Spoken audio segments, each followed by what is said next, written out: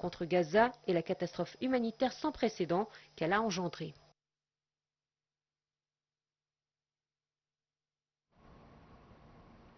Et pour aborder ce sujet, nous avons le plaisir d'accueillir au bout du fil Madame l'ambassadrice Wafa Bassim. Vous êtes ancienne ministre adjointe des Affaires étrangères. Bonjour. Bonjour. Quelles sont les raisons pour lesquelles l'Égypte a condamné cette décision israélienne?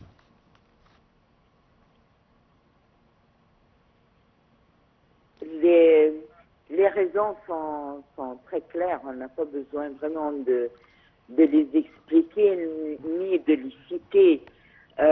Israël a décidé unilatéralement et avec toute l'arrogance inacceptable d'annexer et d'occuper des territoires qui ne sont pas dans sa possession, qui ne sont pas dans son territoire. Il est vrai que nous n'avons jamais eu une déclaration officielle sur l'étendue du territoire israélien comme tous les pays du monde. Israël n'a jamais donné des documents officiels sur quelle étendue était ce qu'on appelle l'État d'Israël.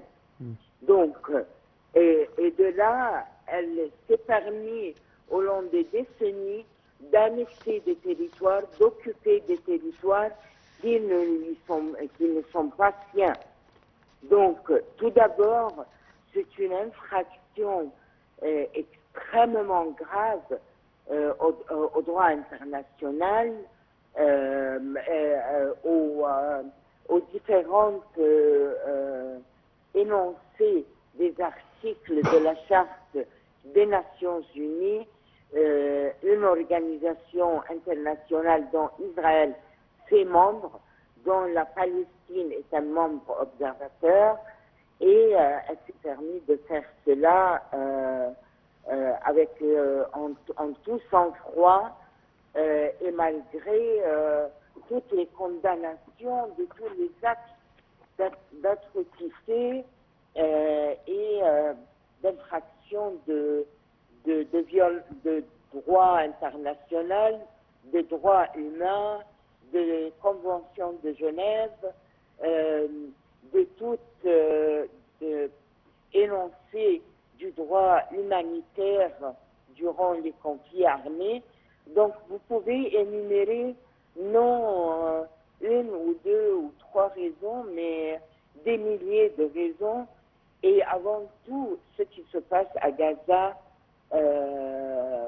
que nous sommes en train d'observer et de voir pendant maintenant très bientôt 2 ans.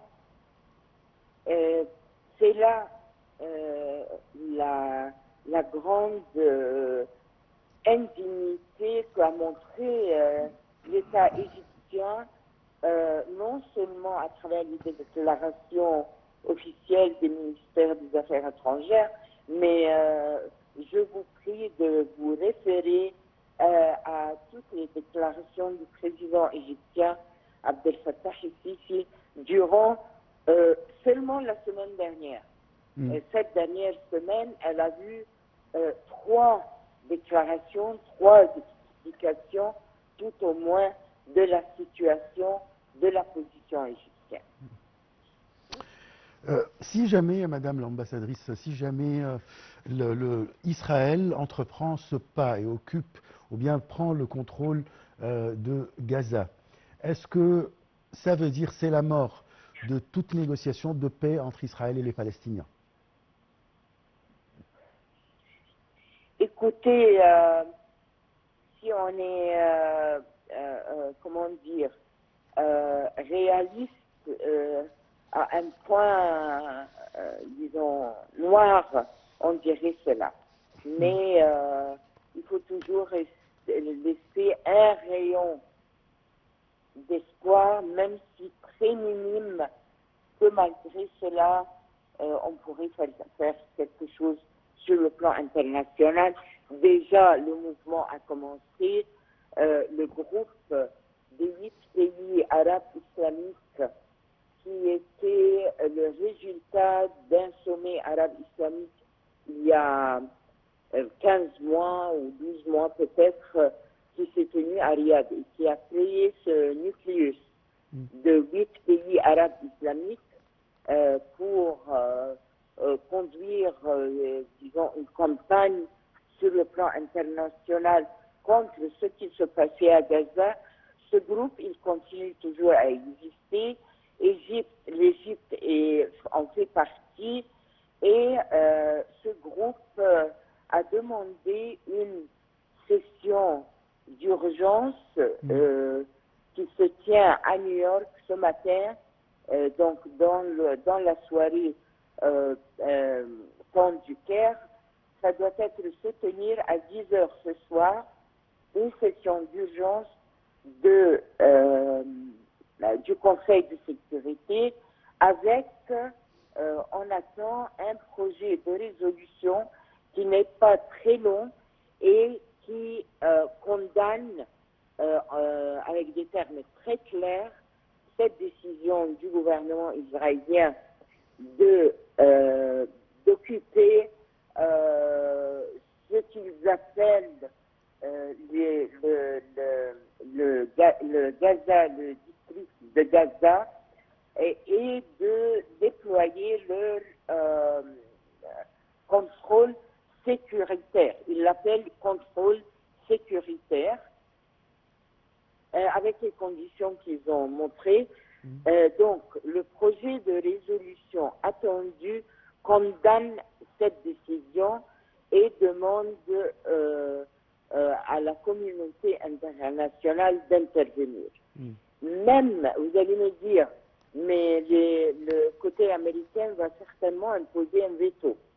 Mais même si le côté américain, si les États-Unis d'Amérique, qui est un membre permanent du Conseil de sécurité, impose un veto, cette unanimité des 14 autres pays permettra d'appeler l'Assemblée générale à se réunir le plus rapidement possible pour considérer cette occupation déclarée ou annoncée par l'État israélien avant qu'elle ne devienne une réalité sur le terrain. Une dernière question, Votre Excellence. Comment cette décision pourrait-elle affecter la situation humanitaire déjà critique dans la bande de Gaza? Certainement, elle va résulter à une catastrophe plus ample, plus atroce. Et c'est ce que, en fait, comme le président l'a bien précisé, c'est l'ultime but du gouvernement israélien. Ce n'est plus une guerre, ce n'est plus un conflit, c'est devenu maintenant une question existentielle pour le peuple palestinien. Et l'idée, c'est de, si on peut le dire, c'est éradiquer la présence palestinienne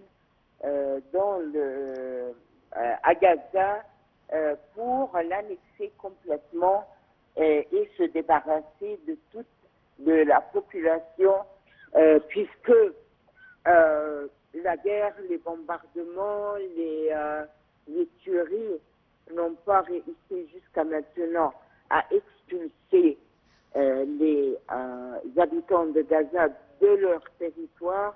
Donc, on avait commencé déjà la politique de la famine et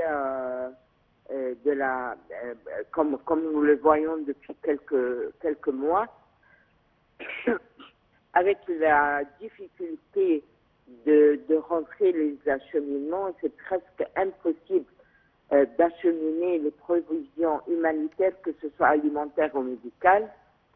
Et puis, petit à petit, on a octroyé cette responsabilité responsabilité à une société américaine, Dieu sait d'où elle vient, ce qu'elle fait, et à chaque fois qu'il y a une distribution, c'est une tuerie des Palestiniens qui vont chercher à manger, ou disons des denrées alimentaires, et on ne sait pas qui le fait. Certainement, il y a une partie, les forces d'occupation israéliennes, mais aussi il y a les gangs, il y a les qui maintenant travaillent avec l'occupation israélienne et mettent la vie des Palestiniens à Gaza en danger, non seulement par la famine, mais par la tuerie qui se pratique quand ils vont chercher les provisions. Alors, vous vous imaginez ce qui va se passer quand quand il y aura un contrôle complet de l'aspect sécuritaire de Gaza. Je vous remercie beaucoup, Madame l'ambassadrice Wafa Bassim. Je rappelle que vous êtes ancienne ministre adjointe des Affaires étrangères. Je vous laisse avec... on se retrouve après une petite pause.